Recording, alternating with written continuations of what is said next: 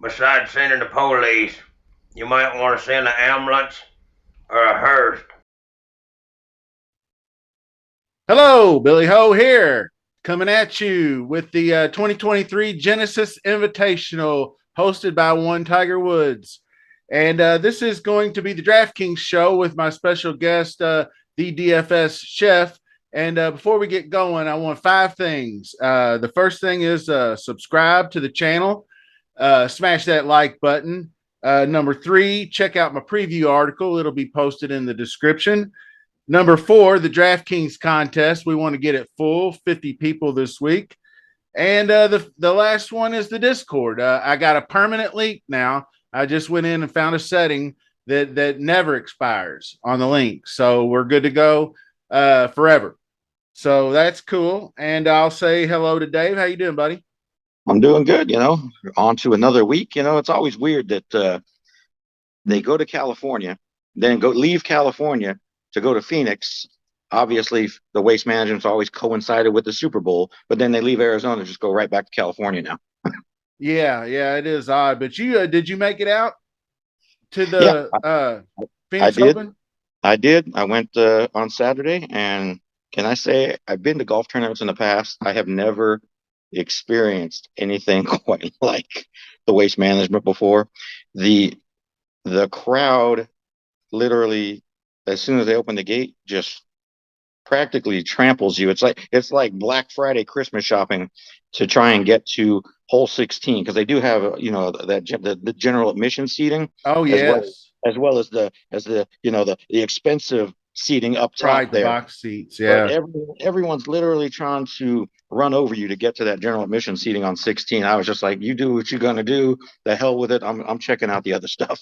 Yeah, I saw the highlights of when they open up the gates and everybody's standing there, and it's like the beginning of the Boston Marathon or something. But it's drunk college kids, Yep. and they just take off and tear shit up. It's funny.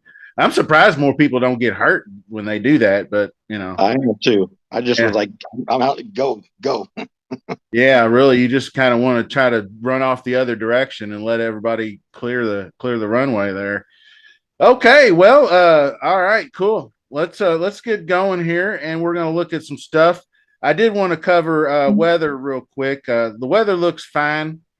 The only thing that I noticed was that they've had a whole ton of rain in the beginning of the year in LA.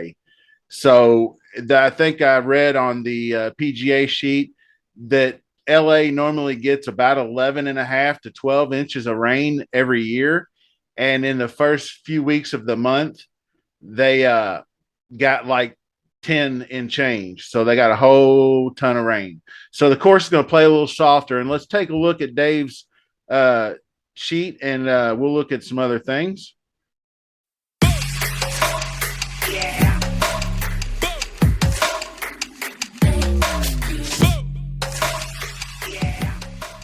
That It's the most important, because anyone that follows Rick always has his regression model, and you'll see on anyone that has access or has watched Rick's preview video, he went over this, and in his regression model, like strokes around the green and driving distance were like the most important things. But yet, if you look from a statistical standpoint, by the numbers, approach still is higher than those. So obviously, each and every week, approach is going to be a huge factor. Around the green is going to be very important this week. So you can see that I have that graded out on there. Putting, specifically POA putting, is what you're going to be looking at. I do have driving distance ranked pretty high. I put good drive percentage in, even though a lot of the balls will tend to run off the fairway, because it's not like these are really crazy narrow fairways. They're actually pretty wide, but because of the undulation at Riviera, Right. you're going to see the ball roll. And even though you think you're on the fairway, the ball is going to roll off the fairway, and you're going to find yourself in the rough. And you mentioned the rain that California's gotten. I'm curious. I haven't seen anything. I'm curious whether or not they've mowed the rough down. Uh, I didn't see what the rough was. I mean, typically I want to say it's like three and a half. So I'm wondering I if it's going to be saw two. okay. I can't confirm or deny that, but I'll confirm that and put it in the Yeah, Discord and all that. Yeah, it's definitely something you're going to want to pay attention to because obviously you're talking Kikuya, and it can be a little tricky getting out of Kikuya. The obviously the Aussies have done really well here in the past, and this is a very good comparison to a lot of those Aussie courses, and that's why you've seen guys like Adam Scott win here. So I mean, it's something to pay attention to. Obviously, par five scoring average because that's where your scoring primarily is going to come from. Some birdie or better percentage, but this is a difficult course, so obviously bogey avoidance is what I'm looking at as well, because I don't think we're going to see very low scoring, and we didn't really see a lot of low scoring last week. Ever since Weiskopf did that redesign, TPC Scottsdale's played a lot tougher, but I think this is going to play even tougher than what we saw last week. So jumping into it, obviously John Rahm is right there once again, and someone that I'm going to be looking at. But I know you already have a first look example from what we're seeing on Rick's website with ownership percentages, and the Yeah. very early look is that Rahm and Rory once again are grading out as of right now with a substantial, margin over Scotty and JT. So if it continues to go that route, then I can understand, possibly pivoting off of those guys and taking the leverage with Scotty or JT. And obviously, for those that watch the Fantasy Golf Degenerates podcast, we know that JT is where Kenny Kim is starting his cash game cornerstones this week. And JT looked really, really good last week. It looks like he's regained his irons. He was good on approach. He even looked halfway decent with the putter. But I don't know whether or not I play JT in cash. I think, prefer going down $200 and going to Xander in cash. Xander actually has better track record at this course. Indeed. JT has, I think, slightly better win equity over Xander, as you can see from the finishes that JT has had in the last 5 years. You can see three top 10 finishes. Mm-hmm. One was a runner up where Xander's got one top 10 finish in that time, but he's also made all five cuts where JT's missed two times. So I think from a cash perspective, I think Xander is the safer option in cash over JT. And I would kind of lean that way. Obviously, I'm dipping down into the nines, but I can't say anything bad. Literally, from this entire 9K range, I honestly feel that almost every one of these guys is viable to put in your lineups. But you're going to have to draw your line in the sand on some of these guys. And believe it or not, I mean, two guys that I'll probably draw my line in the sand on and probably fade this week are going to be Sam Burns and most likely Sungjae Im this week. Despite the fact that Sungjae is playing some fantastic golf, and he has improved since he's gotten here. So it looks like maybe the experience of playing here a few times is starting to, show on him because, back in 2019, he missed the cut by 3 strokes. And then the year after he missed it by 1 and then didn't play in 2021, but then came back in 2022 and had the 33rd place finish. So that is a sign of, positivity. So like I said, all these guys are viable. You're just going to have to kind of make your conclusions, and because I don't think you're going to play all of these guys. I mean, unless you're playing 150 lineups, which some guys do. I mean, I know Tambo plays a ton of lineups, but most of us don't play that many lineups. So you're going to have to draw your line in the sand on these guys. I am going to have probably some good exposure to a good amount of these guys. I didn't highlight like I did last week, but we know Xander's a Cali kid. Max Homa's a Cali kid. I forget. I don't think JT is. I don't. No, No, JT's from the Ville, son. Exactly. JT's not a Cali kid. He's from Louisville, Kentucky. Yeah. Yeah. Obviously, Colin Morikawa is a Cali kid, and Cantlay's a Cali kid. And obviously, those two guys really burned me last week because in my core cascade, I went Morikawa, Cantlay in my core. So my core cascade looked like absolute garbage this week. Yeah. This past week, I mean, I was up several hundreds of dollars on Friday. And then even after the cut was made, I was still up, well over 100 coming into Sunday, and then just watched everything kind of explode on Sunday for myself. But that's the knocks. And I'm wondering how many people will just shake off the miscut from Morikawa and Cantlay and go right back to him, because in years past, when I first started DFS golf, I would kind of hold that against someone. They missed the cut, they burned me. Mhm. The hell with them. I'm not going back to them next week. But over the years, you got to just let it just shake off, rub it off your shoulder. And I most likely will go back to Morikawa and Cantlay this week. The only knock on Morikawa is obviously the short game. His around the green is somewhat lackluster. His putting is obvious, always an obvious question. He's not long off the tee, and I mentioned driving distance. The one area is we know that he's probably, I'm going to say, the best in this field with his long irons and his approach play. It used to be JT, obviously. JT was always, in the top 5 for strokes gained approach, but something over this last year, he's kind of lost it, and that's why Kenny was talking about. He looks like he's found something again. So it's something to really look at. But in my eyes, I think I'll play JT, but I think it's going to be more for GPPs. And like I said, I'm going to go Xander in cash over JT. Okay, I feel you there, and Xander definitely in play for me. I thought he was going to push for the win last week, and then he had that whole incident with the uh, ball up against the tree. He ended up getting relief, and I don't know if the guilt got to him, but he had a couple of bad holes after that. He dropped. He went from 11 to 9, and and I missed what happened. But going back to JT, he found his driver. I think is going to be the main focus of my attention to him this week. And I hope, because Kenny, the way Kenny talked him up, I hope he doesn't start uh, propagating across the industry, and then he becomes super popular. Because I do really like him this week. If he's got that driver straightened out, everything else looks good. He putted to almost even at waste management, which is great. And POA is actually his best surface to putt on.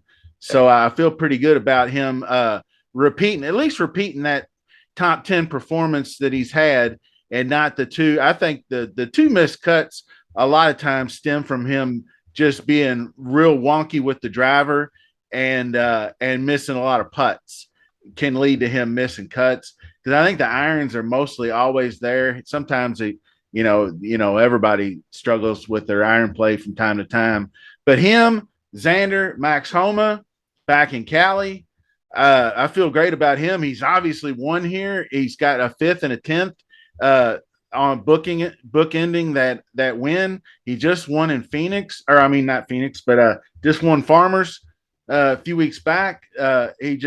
The thing he didn't have last week with the 39th at Waste Management was the ball striking. He was a little bit weary off the tee, but more the iron play. He really had a bad moment in the sand. He duffed one out of the sand and threw his club on the ground. I think people caught that on camera.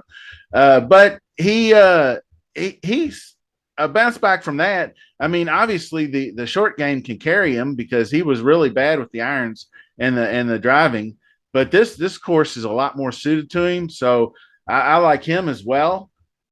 It's kind of like I'm almost doing what I did last week, is skipping these top guys, but I don't think I can quite skip Rahm this week. The one thing I do notice about Rahm is when his short game is off, he finished 3rd and he lost strokes around the green at Waste Management, but that 21st finish, it's the putting and the short game in general, that if you don't see a 5th or a 3rd or a win, and you get a 21st, it's because of that. Scheffler improved his position pretty nicely. He is a guy that you might be able to take advantage of some leverage if he goes low owned. I don't mind playing him again, but I agreed with you on Sung Jae. I don't like the fit. He's more of a Bermuda guy. They say this course tends to favor left-handed golfers a little bit, and he is the epitome of a right-handed golfer. Hits the fade everywhere. So maybe just not quite his eye. 33 is not good enough for a $9,400 golfer. I'm probably just going to give him the week off. I think I might just go ahead and give Morikawa the week off. The bounce back could be there, but if the putter and short game is not cooperating, then he's a no-go. But I'm actually going the other way with Sam Burns. What I saw from him at Waste Management really was encouraging. He went through a stretch, I looked it up last year, where he missed 3 straight cuts, and the last one culminating at Genesis. And he went on the run in Florida after that and won the Valspar. So I think with the 6th place finish, maybe he's hitting his stride a little bit sooner, and we get more of the 3rd place finish we got the year before that.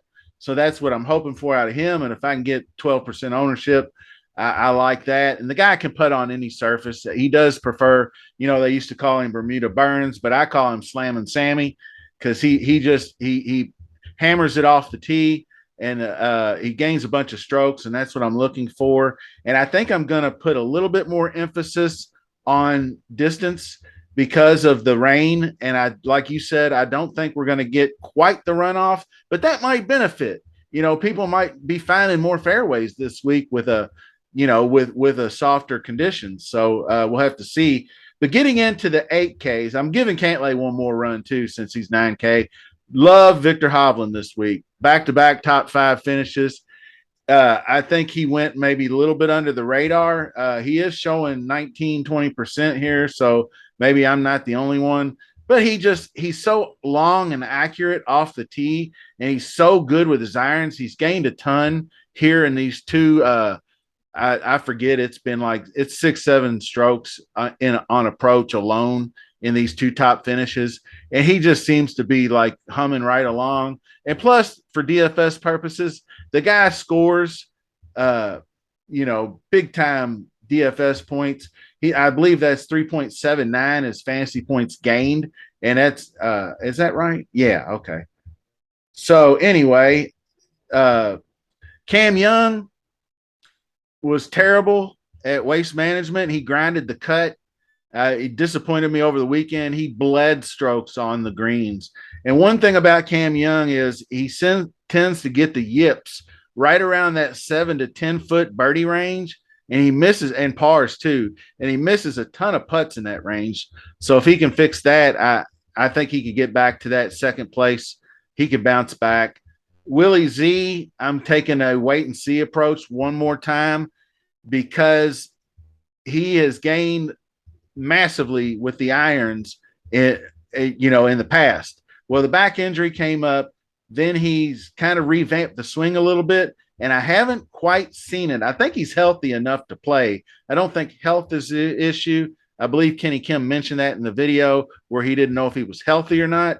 I know somebody else, Feinberg, might have mentioned it on the Mayo show, but to me, it's maybe just he's made the swing adjustment and he's just kind of trying to find his way.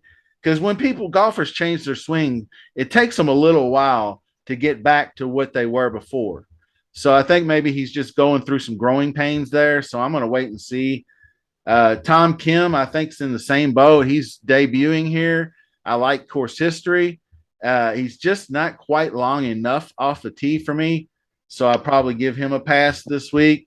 Matthew Fitz, on the contrary, much longer off the tee than he used to be. He jumped from 30 to 5th, and I think that 5th place was even before he got the added distance, because it wasn't last year, it was the year before last. He didn't play here last year.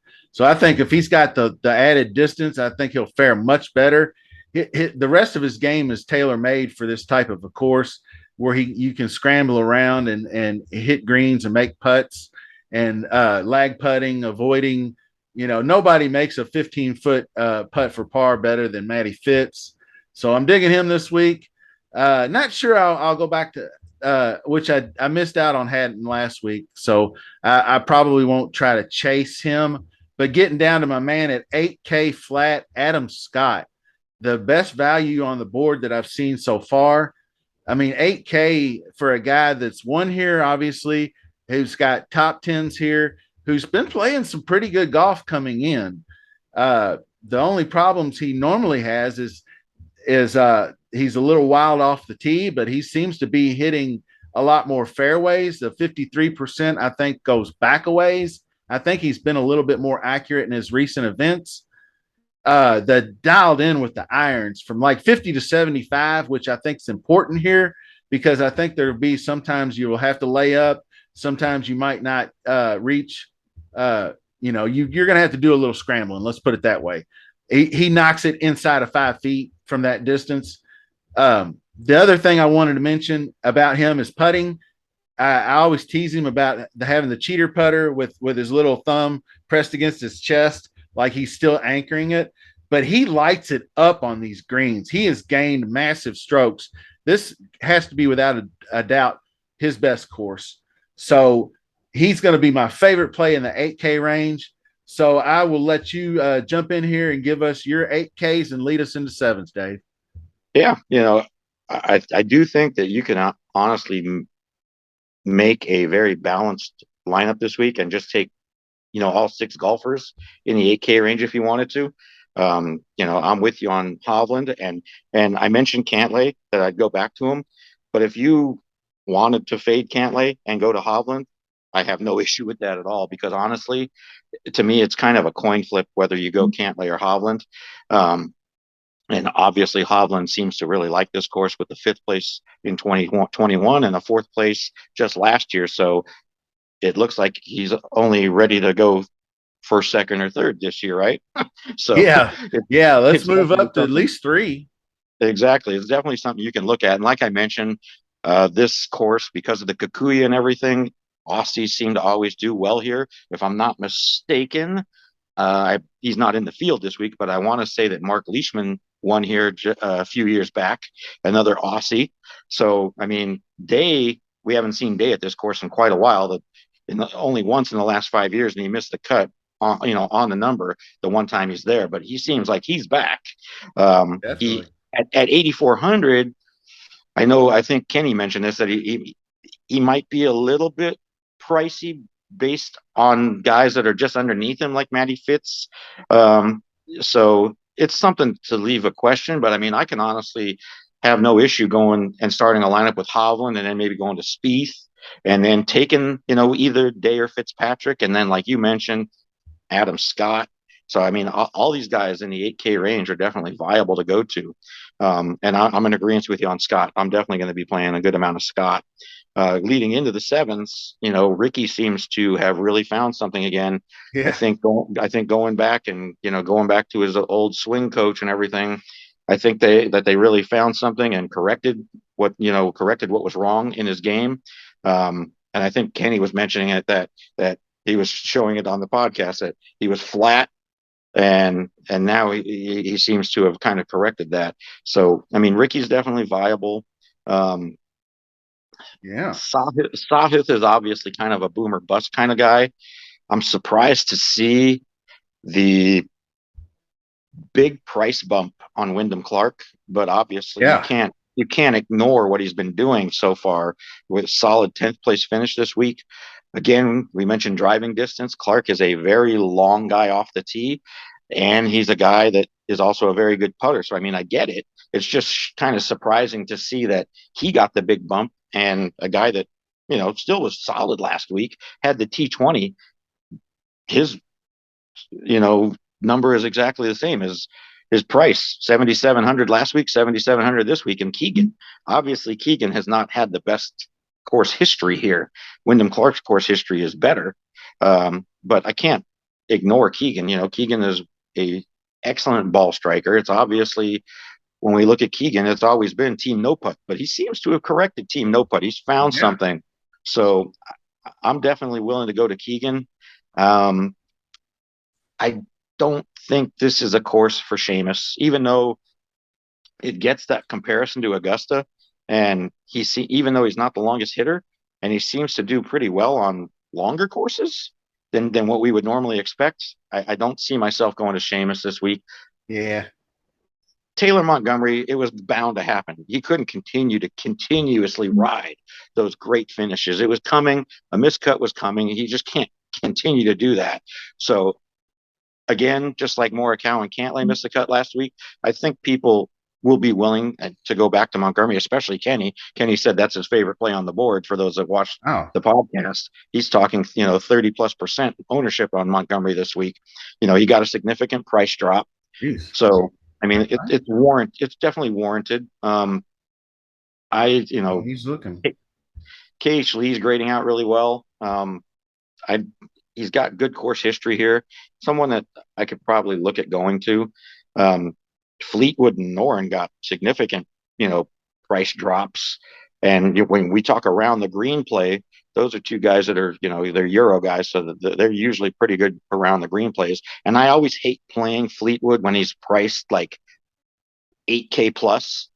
This is where I like him. And it's in that 7K range. He's Yeah. priced like he's priced in that major range. Last week was felt like a major, but he was still, for me, he was priced too high last week. This is the price range that I like him at. So this week I might be willing to take a couple shares on him. He's still GPP. He missed the cut last week, but he missed it on the number, just like Noren missed it on the number. So I can definitely forgive those two guys. Um, Poston is someone that definitely burned me last week. He was another guy that was, cord for me. So I don't know where I'm at with Poston. Taylor Moore, uh, Kenny's last cash game cornerstone last week, and once again he's going right back to him this week. And you can see 3 solid finishes in a row with Waste, Pebble, and Farmers. And he debuted here last year and had a strong finish. So I can definitely jump on the Taylor Moore bandwagon. And then we get into another Cali kid, even though we went to University of Texas, but he is a Cali kid, Bo Hostler. I can definitely, don't have any objections going to Bo. He finished Yeah. finished strong last week. Um, the old man Cooch is popping in the model. He's had good finishes here, but he's also had some shaky stuff. So, but again, for a guy that does, for bogey avoidance and everything, he's always someone that, really doesn't make too many bogeys, but at the same time, he doesn't, like, at least nowadays, you don't see him going, like 19, 20 under, but I don't think that's what's going to take to win this thing. I'm looking at maybe like 12, 13 under kind of ranges where I'm anticipating this at. So that kind of fits Kuchar's jam. And, that's kind of where I'm at with the sevens. Patrick Rogers would probably be the other guy that I'm looking at possibly. And then when we mentioned driving distance, obviously Cam Davis is very long off the tee and another Aussie. So that's another guy that I'll probably look at. But for Cam Davis, it's probably more GPP. Yeah, I just saw Cam Davis's name and I said, "Damn, I was not aware." So it's funny that he's in the field. He would normally be a guy. He's really struggled lately, though. I kind of gave up on him after Sony. Uh, he's just been really bad. The wild with the driver and the irons aren't there. I normally only like him on bent grass, but I think you mentioned these are the POA putting. Well, the thing that is slightly different with this POA, and I'm not sure with all the rain that it'll affect the speed, but these are firm and fast. These are Tiger Woods. These are like greens at Augusta, and they're not your typical like Pebble Beach greens where they have to dial back the speed because of the wind and being coastal and whatnot, because this is smack dab in the suburbs. So there's not really a big danger of the wind blowing the ball around. So that's just one thing to keep in mind. But getting back up here, there was a few guys I wanted to mention.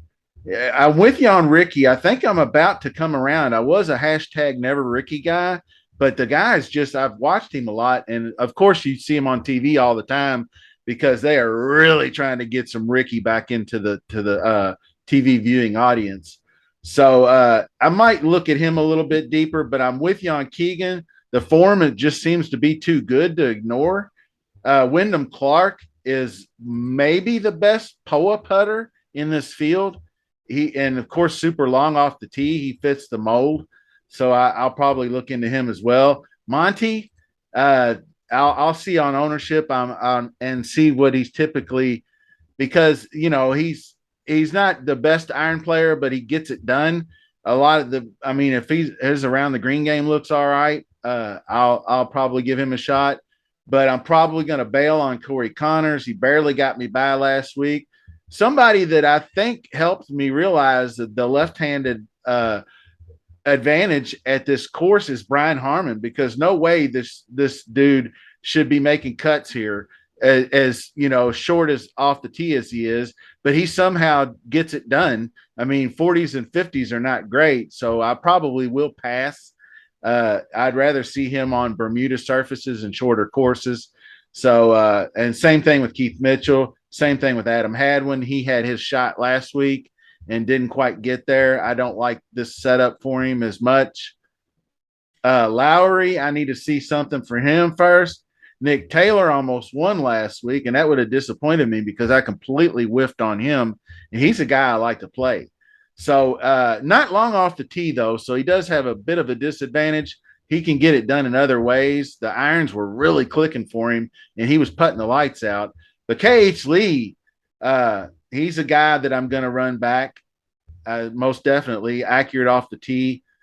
And Russell Henley, he disappointed me last week, missing the cut. Obviously, he was terrible. I mean, he shot himself out of the cut immediately. But he's got a decent history here, so I don't know what I'll do just yet. Tiger Woods, I got to talk about him just for a brief second. People, I saw a couple posts on Twitter that 7,300, they finally priced him down in the affordable range and blah. And I thought when I saw 7,300, I thought, dude, they've overpriced him again. I swear I think he should be like 6,700, but they're not going to put Tiger Woods at sub 7K ever in his lifetime unless they have to wheel him out in a wheelchair. But he's not even really that great in his prime at this venue. It's well documented that this is one course he's never won at. He seems to struggle. He had the 15th finish in 2019, but that was, I believe, the year he won the Masters, so he was in pretty decent form, you know. So this just seems like A, too long of a course, B, he struggles putting, C, the deep bunkers, D, I just no way. He hasn't played, you know. I don't see how people would give him. I mean, it would just be FOMO, and it would be really, if I looked over here and I saw Tiger Woods at, you know, like it would have to be 0.75%. I don't know if 2% would even get me there. But there's some good ownership in this range, and I do like a lot of golfers. Billy Horschel is another guy that I might be tempted in playing. He hasn't played here in a while, but he's just a grinder that gets it done. Guy makes cuts. So if he's going to be low owned down here, I might give him a chance. But love Taylor Moore. He was one of the first ones I clicked on because I got on him at Farmers. And so I've been riding him all through. He's been one of the best core plays that I've had the last several weeks, and he just seems like he's a really good fit here.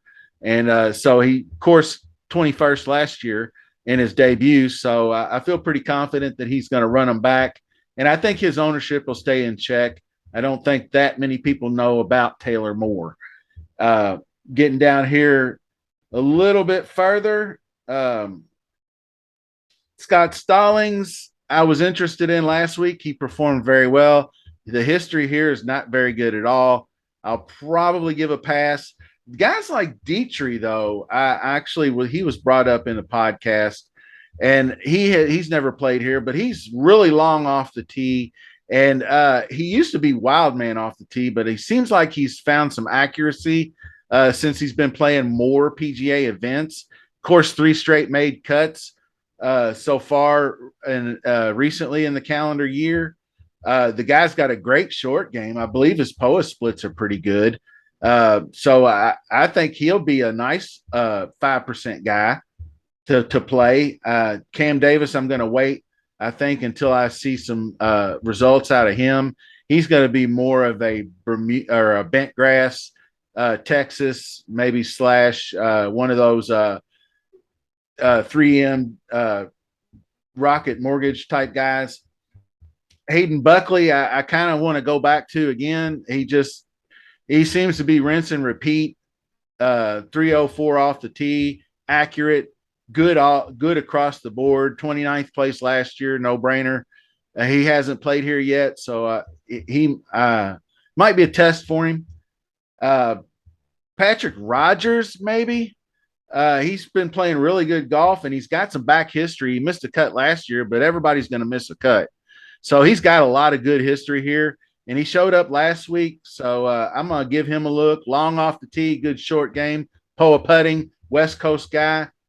I'm hearing a few other names, but I'm going to dip into just to give you a few guys and then let Dave clean it up. Smalley, Hardy, James Hahn, and down here a little further, Lanto Griffin 6,500. And take us home, Dave. Yep, and we've been nailing these 6K plays. We put it in the Discord. Last week, you know, I mentioned that Hoffman was viable. Kevin Tway was a bomb to go to, and then Zach Johnson. All three of those guys made the cut. You had guys in the 6K range that all made the cut. So we've been nailing these guys. So I'm in agreement with you on 2 minutes. all those names you just mentioned, especially Lonto at 6,500. It's the Rick rule. Whenever Lonto's under 7, you play him. So I'm on Lonto, and then a guy I've been riding, even though he's not long off the tee, but Grayson Sig, but he's never played here, but he's definitely a dart. Um, Also like Shank, and then the last guy I'll probably go to again has not played here. Was horrible last week, but Callum Tarrant's a possible play to go to, and again I'll maybe take a chance on Kevin Tway on a bomb, and that's it. Yeah. All right. Excellent, man. I agree with pretty much everybody you said. Tway was one I didn't mention. I wanted to, since that was your guy. I thought you'd probably bring him up, but there's some other guys down here. Ben Taylor is pretty long off the Oh tee. yeah. And I tried Kazire last week to no avail. Lashley screwed me over. Merritt, no. So yeah, that's gonna just about do it. We're running short on time. Appreciate you being on with me again, Dave. I thought it was a pretty good show. Lots of guys to choose from. Remember everything I said, the 5 things. Subscribe, like, Discord, contest, article.